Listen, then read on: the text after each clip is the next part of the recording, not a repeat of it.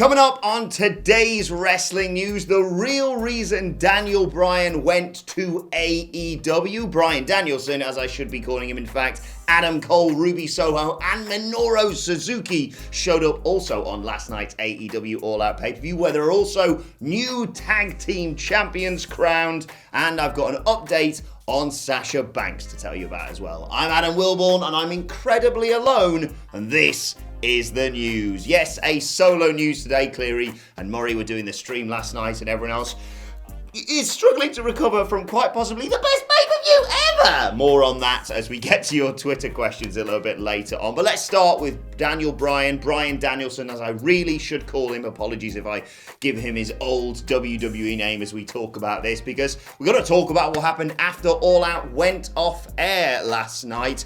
You see, obviously, Bryan Danielson came down to make the save, or more specifically to interrupt Kenny Omega as he was sending the fans home happy? Maybe not with him. He interrupted them after the Elite had beaten down Jurassic Express and Christian Cage and made friends with their former best friend. Yeah, Adam Cole. Well, again, more on him in a second. But Bryan Danielson, in the subsequent media chats, and as I said, after the show went off the air, he got a microphone to talk about basically why he's gone to AEW. And because he's such a lovely bloke, he didn't shoot on his former promotion. He said he loved WWE and he loves AEW. This is according to PW Insider. He says his decision to leave WWE in May was just a matter of having to move on. He was talking about being excited to wrestle here in AEW. He, of course, called out the Elite in the process for future matches. And Sean Ross Sapp, no crap, just Sapp, Sean Ross Sapp of Fightful Select, also noted that Bryan Danielson credited the AEW talent as the result of him being there, as the reason, for him being there, particularly those who'd been with the company from day one. I mean, it's exciting to read matches with those people he's referenced there, your Darby Allins, your Sammy Guevara's, your MJFs off the top of my head, along with all the EVPs and what have you.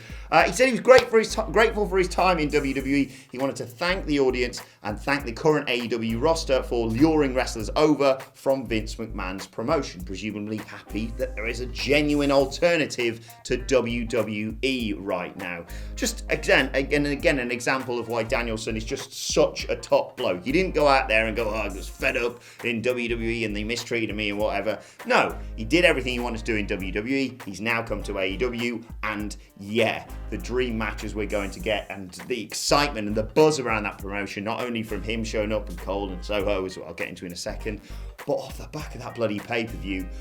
Oh, it's a good time to be a wrestling fan, basically. But as I said, Bryan Danielson, not the only person to show up unannounced on All Out last night. We also got Adam Cole, who came down, presumably, or initially as we thought, I should say, to make the save or to interrupt Kenny Omega, as he was saying that there's no one out there who's on his level. They're either not here or they're dead. Out comes Adam Cole. He teases a fight with the Elite, and then they're all friends again, sealed with a super kick to poor old Jungle Boy. Smooches with the Young Bucks and Kenny Omega from Adam Cole. And he talks about, yeah, these are his best friends. Of course he's going to align himself with them. The Super Elite are now a thing again, and goodness me, I've no idea where on earth we go from here. But as I mentioned, it wasn't just those two. Ruby Soho is also All Elite, the former Ruby Riott from WWE. She showed up as the Joker in the Casino Battle Royale on last night's All Out pay-per-view. She won the whole thing. In fact, she eliminated Thunder Rosa last, and she will go on to face Britt Baker for the AEW Women's World Championship in due course. Britt Baker retaining in her match against Chris Statlander earlier on in the night. And oh yeah, Minoru sodding Suzuki showed up as well last night after Jon Moxley's match. He came down, they just twatted each other in the face as hard as they could, and it concluded with Suzuki hitting a Gotch pile driver on Moxley, and off the back of that, they're going to have a match, I believe, on this week's Dynamite, the AEW Homecoming in Cincinnati, Ohio. Suzuki versus Moxley. I think I'm going to wear a neck brace just to watch that match. They're going to beat the crap out of each other, just like, I'm going to give a mention now, because in case I forget it later, just like Miro and Eddie Kingston did. That's one way to challenge for the TNT Championship. The only title that changed hands last night, though, Kenny Omega retained, Britt Baker retained, Miro retained, as I said there, was the AEW Tag Team Championships. The Lucha Bros are your new champs. They finally defeated the Young Bucks in a bonkers match of the year contender inside a steel cage. I'm inevitably going to miss half the spots in this, so I'll just mention a shoe with bloody thumbtacks on it that got used to bust people wide open and just nail them, pun intended, in the face. There was a top rope Canadian destroyer from Penta El Zero Miedo. There was Rey Fenix climbing right up to the top of the cage, which looked even bigger than usual, kicking Nick Jackson off it, doing a big dive off onto everyone, and the finish saw the Lucha Bros hitting a double team pile driver on, I think, Nick, I always get them confused, one of the Young Bucks to pin them 1, 2, 3. A lovely moment afterwards with Penta celebrating with his children, I assume. I was taken up in it all and was about as exhausted as Penta at that point. But yes, the Lucha Bros are your new AEW Tag Team Champions. And finally, I'll come back to all that when I get to your Twitter questions in a second. I've got to talk to you about Sasha Banks. She has, of course, been missing for quite some time now from TV. She wasn't on SummerSlam. Becky Lynch took her place in that match with Bianca Belair, of course. But per Fightful Select, what a day for Fightful Select this is, she was backstage at this week's episode of Friday Night SmackDown. They've not heard about any plans creatively for Sasha Banks just yet, but it's WWE, things change at the drop of a hat, so who knows what's going to happen there. She was missing from SummerSlam because of personal reasons. I'm not going to speculate as to why that was, but you look at that SmackDown Women's Championship picture, we got the contract signing on that insane Madison Square Garden SmackDown coming up this week, of course, and with Belair, Sasha Banks and Becky Lynch in and around that, I mean, you almost have to book badly to not take those three in one combination or another all the way up to, I don't know, the Royal Rumble? Who knows? But yes, Sasha Banks, by the sounds of it, is going to be back in a wrestling ring for WWE once they decide as and when they want her.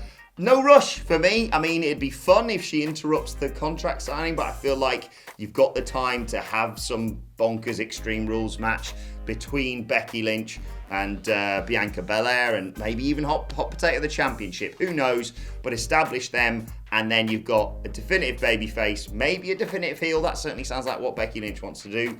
And I'd have Sasha Banks maybe as a bit of a tweener, but let us know your thoughts on all that. Great to hear Sasha Banks, though, hopefully returning to a WWE ring very soon. Let's move on to your Twitter questions at WhatCulture WWE. Of course, if you want to get in touch with us. First question today comes from Marcus Haman, who says, morning, with the tag team title loss and Adam Cole arriving, do you see this being the opening for the trio championship belts, giving them to the Young Bucks and Adam Cole? We often get this question, but I feel like it's particularly pertinent now because you could have the Lucha Bros go off and defend those tag titles against, I don't know, I mean, the dynamics don't work in terms of babyface and heel, but regardless, Santana and Ortiz, perhaps. FTR would be another great match. Jurassic Express.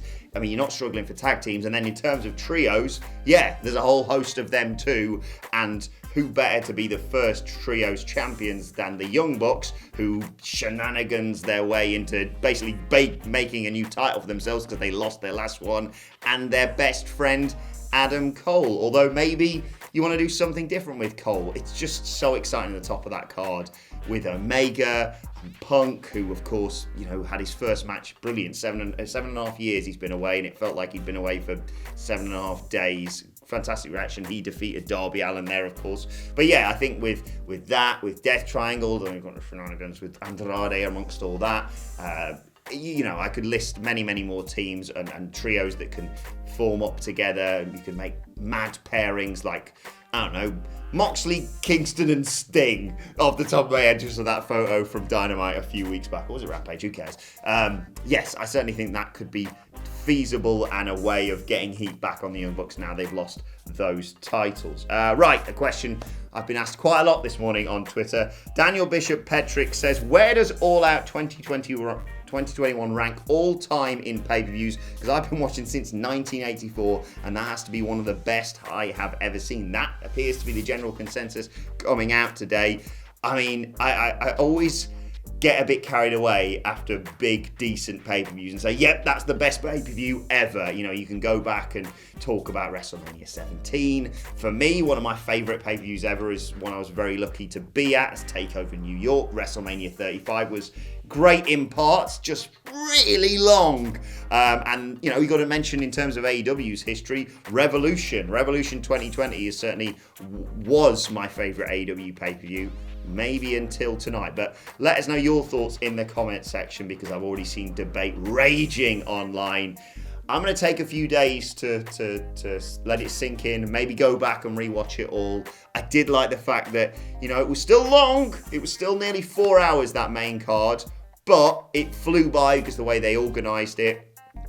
And it's been a lot worse when it comes to AEW pay-per-view length, so credit to them on that. But yeah, I had such a good time, and they really didn't waste that much time. I still don't really enjoy a casino battle royale. It's just structured weird, and I could have done without Paul White versus QT Marshall, but at least it was over quickly, eh? But let me know your thoughts as to where this pay-per-view ranks all time, because I sense there's going to be arguments raging in the WhatCulture office for quite some time on that one. Final question today comes from Eddie Zamhari, who says, with the signing of Adam Cole and Bryan Danielson, do you think it will overshadow the talent of AEW, especially mid-card wrestlers, to showcase their talent? You know what, Eddie?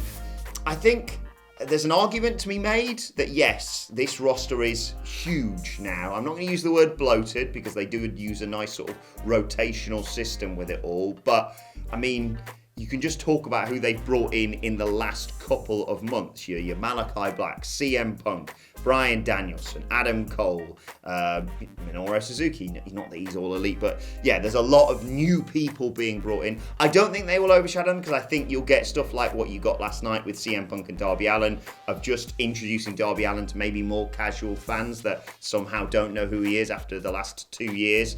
I hope we get more of that sort of thing. I sense, particularly with someone like a Bryan Danielson, not to besmirch Punk and Cole and that he has gone in not to win world championships. He wants to go in and just have great matches. So putting him in there with your Sammy Guevaras or your Jungle Boys or your MJFs, who did some flippy stuff last night, and of course is still undefeated. Look, I don't want to go into it right now, but either referees can change their decision, in which case he should be world champion because Jon Moxley used an illegal move against him when he was fighting for the title, or they can't, and Chris Jericho should never wrestle again in AEW. I'm just saying here. But I hope that, the new talent being brought in, and I sense they're the right sort of people, that they won't come in and do the old, that doesn't work for me, brother.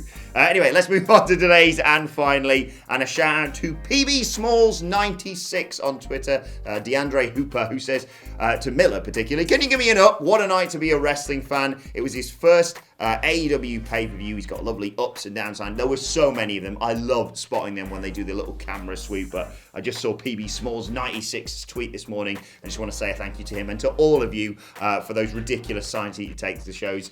I know it gives Miller a warm feeling in his you-know-what. But, oh, goodness me, apologies if I've rambled on a bit there. It's been a bit of a wild few hours here at WhatCulture. Let me know your thoughts on everything we discussed, and your thoughts on AEW's All Out pay-per-view and where it ranks in the greatest pay-per-views ever in the comments section below. Don't forget to like, share, and subscribe. And subscribe to WhatCulture Wrestling on either iTunes, Spotify, wherever you get your podcasts from, for daily wrestling podcasts, of course. Make sure you watch Miller's ups and downs when that is up later on today, of course. And you can let me know your thoughts on Twitter at WhatCultureWWE, and follow me at Adam Wilborn. Thanks for watching. I've been Adam from WhatCulture, and I'll see you soon.